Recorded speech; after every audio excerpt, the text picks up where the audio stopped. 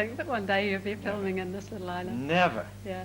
And it's just wonderful being in the Pacific, because Hollywood, and I left that and went to New Zealand. That was a big change, and a great change for us, because we love New Zealand. Right. But then to have the opportunity to be close to the Pacific Island nations is something I dreamed of as a youth. When I was home in Buffalo, New York, where I used to live, and I'd look at these National Geographics and these beautiful sandy beaches, and I would be in snowdrifts outside below zero freezing. And here I am. Right, right. That's so lovely for us in the Pacific that you've chosen to come down this end of the world. The United States and Canada. Nothing new in that. All the Central and South American countries that during the 19th century came to wrest their independence from Spain or Portugal. When I finished with university and teacher training college, I decided to look for work in television. And I worked in children's television in Dunedin for 7 years. Worked on some other programs as well, some quizzes, a home handyman show for 6 months. And it was in 1982, or at the end of 81, that we got the invitation to consider going pioneering. And I was quite, let's say I wasn't displeased to consider abandoning my career. Yeah, I didn't have much going for my career didn't have much going for it in television.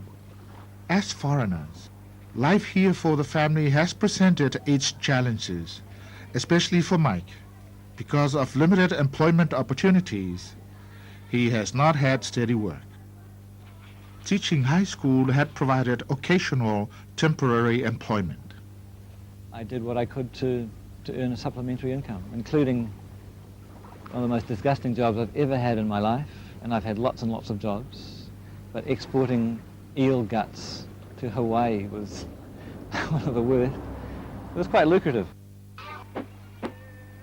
And another interesting point is Mike, because it's not mentioned in the video, but after many years of struggling there, because it was more of a sacrifice for him, because he couldn't get work, he couldn't get paid work, so he got work wherever he could, and he hanging out here in Kiribati. So he reached a point where he was fed up, he thought. That was it. He's going back to New Zealand, and of course Robin understood.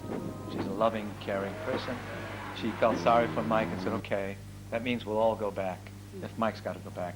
It would break her heart, but she'd do it because she wants to make Mike happy. Yeah. So he went back to New Zealand for a few months. Yeah. And he took a course in English second language because he thought, oh, I could get a job doing that because he was an English teacher in the past. And he started to look for a home, and he rented a car, and he met with the Baha'is and this and that.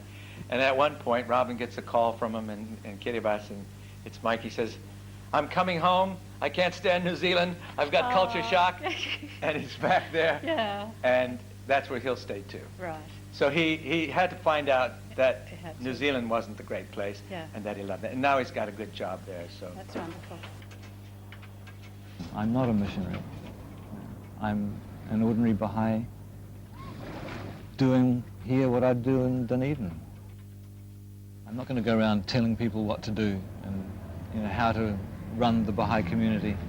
It's a learning experience that we're all sharing together, finding out by deepening our understanding of the writings and applying the principles to the Baha'i community.